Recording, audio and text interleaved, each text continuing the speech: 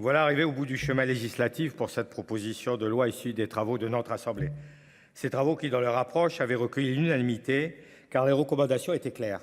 De la lutte contre le blanchiment à la réorganisation de notre arsenal pénal, mais aussi avec un volet sur la prévention forcément indispensable. L'idée n'était pas d'être méchant avec les méchants, mais de taper au portefeuille et de s'attaquer au haut du spectre. Le rapport de notre commission d'enquête sénatoriale comprenait de nombreuses recommandations, 35, dont beaucoup ont été reprises, afin en fait de changer de doctrine et de ne pas viser que le consommateur et les petites mains des réseaux.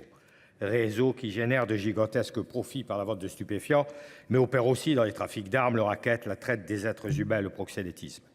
De cette unanimité, que reste-t-il dans ce texte issu de la CMP ? Cette globalisation des groupes organisés au-delà de la vente de drogue a été prise en compte en spécialisant nos moyens de justice au travers d'un parquet national non limité aux seuls stupéfiants, mais pour l'ensemble de la criminalité organisée.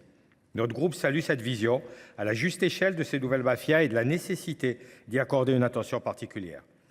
Nous alertons quand même sur la dérive possible d'une centralisation excessive, mais nous devons être conscients que ces criminalités se retrouvent sur l'ensemble du territoire, en zone urbaine comme en zone rurale.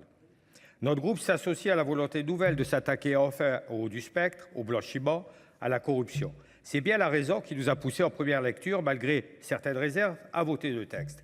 Car le constat premier de la commission d'enquête, c'est aussi celui de l'échec de politique, des places nettes, des opérations XXL, plus de saisies, plus de personnes en prison et pourtant un trafic qui continue d'augmenter. Reste que ce texte, aussi ambitieux soit-il, laisse une question primordiale en suspens. Quels sont les moyens réels qui seront affectés par ce gouvernement pour mettre en œuvre vite et efficacement ces avancées ?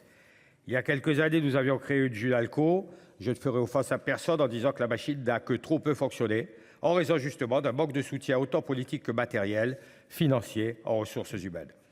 Là, nous allons voter et prendre des dispositions qui coûtent de l'argent et qui nécessitent de nouveaux moyens humains dans un contexte où il semble, en tout cas on nous le dit, que nous n'en ayons pas les moyens avec l'état dans lequel se trouvent nos finances publiques. Il y a du bon donc, mais il y a aussi des manques.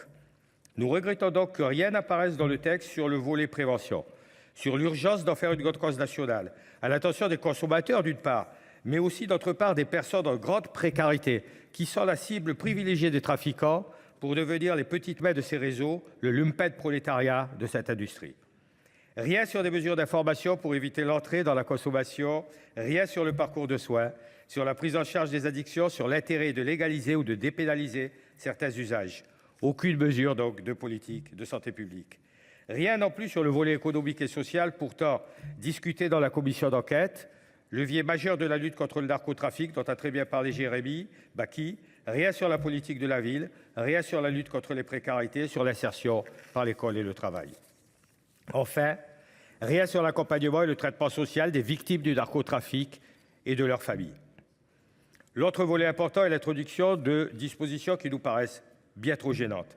Si nous accueillons favorablement la suppression d'accès aux messageries cryptées, certaines mesures nous apparaissent bien trop attentatoires aux libertés. C'est donc avec déception que notre groupe constate une sorte de phagocytage de la loi par les deux ministres d'État, M. Retailleau et Darmanin. La porte-parole du gouvernement, Sophie Primas, déclare en conférence de presse post-conseil des ministres au sujet des attaques inacceptables contre les lieux de détention, je cite, « Une réaction du milieu sur les décisions courageuses de M. Retailleau et Darmanin prises sur le narcotrafic » et explique qu'à quelques exceptions près, l'ensemble des autres dispositions et dispositifs mis en place par Bruno Retailleau et Gérald Darmanin, proposés par une PPL du Sénat, ont été votés. Pas plus tard que jeudi dernier, M. Bruno Retailleau, ministre d'État, se félicite aussi que cette loi issue de sa commission d'enquête sur le narcotrafic n'ait de sans droit de tirage et du vote définitif à venir. Je rappellerai juste que la création de cette commission a été demandée en premier lieu par 3 sénateurs qui sont écologistes et de gauche et issus des Bouches-du-Rhône, Marie-Arlette Carlotti, Jérémy Boiky et moi-même. Dans la même conférence de presse, il se félicitait que la loi augmente les pouvoirs du préfet pour l'interdiction de paraître, pour la fermeture des blanchisseuses et en se substituant aux bailleurs pour expulser des logements sociaux les trafiquants. Notre groupe voit en cela aussi le détournement politique regrettable de l'objectif de la loi, puisque rien dans ces mesures, contestables constitutionnellement, ne s'attaque au haut du spectre. Et en plus, je dirais que ces mesures ne figurent pas dans les travaux de la commission d'enquête sénatoriale. Le consensus du Sénat, celui de la commission d'enquête, n'est plus là, alors que ce texte aurait pu rester transpartisan grâce à sa volonté et aux réelles mesures qu'il porte pour s'attaquer vraiment aux organisations du narcotrafic et à leurs dirigeants. Tout comme pour la loi immigration, nous ne pouvons voter une loi qui manifestement comporte des mesures non constitutionnelles.